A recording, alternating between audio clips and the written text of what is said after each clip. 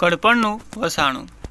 જૂના જમાનામાં એક રાજ્યમાં એક એવો રિવાજ હતો કે દર 5 વર્ષે રાજાની નિયુક્તિ ગામની પ્રજામાંથી જ થાય અને 5 વર્ષ સુધી રાજા રાજ કરે. અને નવો રાજા આવે એટલે જૂના રાજાને રાજ્યની બહાર આવેલ નદીને સામેના પારના ગાઢ જંગલમાં ભગવાનના ભરોસે મૂકી આવવાનું. ત્યાંથી જંગલી જનાવરો આ રાજાનો શિકાર પણ કરી જાય અને એનું જીવન સમાપ્ત થઈ જતું.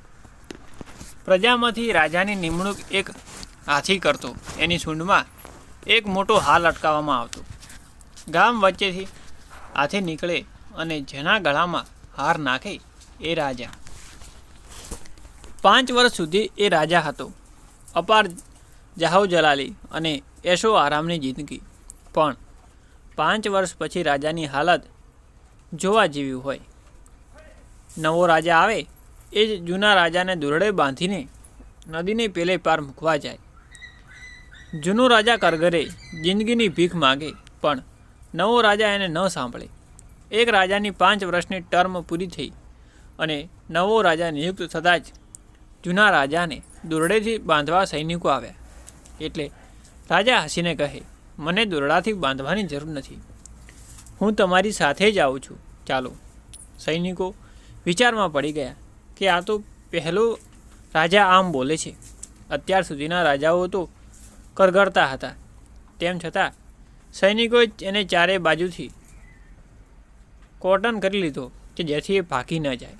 રાજા ગામ વચ્ચેથી રૂઆબથી ચાલતો નીકળ્યો અને નેતાની જેમ ગામ લોકોએ હાથ હલાવતો ચાલી નીકળ્યો. નવો રાજા પણ એને જોઈ રહ્યો હતો કે આ હસતો હસતો કેમ જાય છે. અત્યાર સુધી ગામ લોકોએ રોતો કકળતો અને કરગરતો રાજા જ જોયો જ હતો. પણ આજે સાવ વિપરીત પરિસ્થિતિ હતી. આ રાજા તો લોકોનું અભિવાદન ઝીલતો હતો. નદીને પેલે પાર જવા એને નાવમાં બેસાડવામાં આવ્યો ત્યારે નાવિક પણ અચરજમાં પડી ગયો. અત્યાર સુધીના રાજાઓ તો દોરડે બાંધેલા હતા અને તેઓ રાડો પાડીને બચાવો બચાવોની બૂમો પાડતા હતા. જ્યારે આ રાજા તો ગીતો ગાતો હતો. જ્યારે નાવ ચાલી નીકળી ત્યારે નાવિક કહે, રાજા, તું પહેલો રાજા છો કે આમ હસતા હસતા વિદાય લઈ રહ્યા છો. તને મોતનો ડર નથી લાગતો? તારામાં કાંઈક રહસ્ય તો છે જ. રાજા કહે, તારી વાત સાચી છે, તે મને સાચો ઓળખ્યો. ચાલ તને પૂરી વાત કહું. જે દિવસે હું રાજા બન્યો ત્યારથી જ હું જાણી ગયેલો કે 5 વર્ષ પછી મારો વારો પણ દોરડે બંધાઈને જંગલમાં જવાનો જ છે. એટલે મને વિચાર આવ્યો કે હું 5 વર્ષ પછી પણ કાયમ રાજા બનીને જ રહું. તો એટલે રાજા બનીને મેં તરત સૈનિકો અને મજૂરોને નદીને સામેના જંગલમાં મોકલીને જંગલ સાફ કરવાનો હુકમ આપ્યો. હું રાજા હતો, ગમે તે હુકમ આપી શકું તેમ હતો. એટલે મેં સૌથી પહેલાં આ કામ કર્યું. બીજા વર્ષે ત્યાં હોશિયાર પ્રધાનોને મોકલીને ઇન્ફ્રાસ્ટ્રક્ચર ડેવલપમેન્ટ કરાવ્યું. પ્રજા માટે સારા રસ્તા, તળાવો અને શાળા બનાવરાવ્યા. ત્રીજા વર્ષે કડિયાઓ અને મિસ્ત્રીઓને મોકલી મારો મહેલ અને પ્રજા માટે મકાનો બનાવ્યા. ચોથા વર્ષે એ વિસ્તારને ટેક્સ ફ્રી ઝોન જાહેર કરીને સારા બિઝનેસમેનોને ત્યાં વેપાર કરવા મોકલી દીધા. 5મા વર્ષે ત્યાં તમામ પ્રોફેશનલ લોકો જેવા કે વૈદ, હજામ, સોની, શિક્ષકો, નાણાં તિરનાર જેવા અનેકને સ્થાયી થવાનું આમંત્રણ આપ્યું. આજે 5 વર્ષ પૂરા થયા. જો ભાઈ, ધ્યાનથી સાંભળ. તને દૂરથી શરણાઈ, ઢોલ અને નગારાનો અવાજ સંભળાય છે? મારા સ્વાગત માટે પ્રજાજનો રાહ જુએ છે. મને રાજા તરીકે અહીં તો ફક્ત 5 વર્ષ જ રાજ કરવા મળ્યું, પણ ત્યાં તો હું આખી જિંદગી રાજા બનીને રહેવાનો.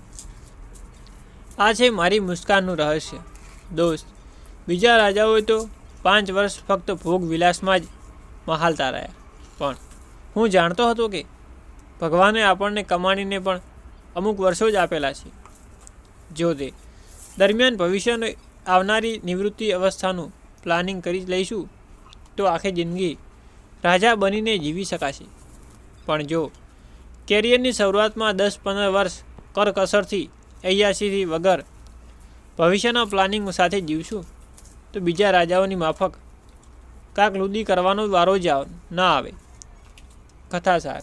દોસ્તો, પ્લાનિંગ માટે તમારી આવકમાંથી સૌ પ્રથમ બચત અને ઇન્વેસ્ટમેન્ટનું પ્લાનિંગ કરી પછી ખર્ચ કરજો. તમારી કમાણીના 25 વર્ષોમાં 60 વર્ષની નિવૃત્તિ પછીનું બાકીની જિંદગી રાજા બનીને જીવો એવી વ્યવસ્થા કરી લો. કોઈની પાસે કાકલુદી કરવાનો વારો નહીં આવે. એટલે જ આપને ત્યાં કહેવત છે, શિયાળાનું છાણું, જુવાણીનું નાણું અને કડપણનું વસાણું.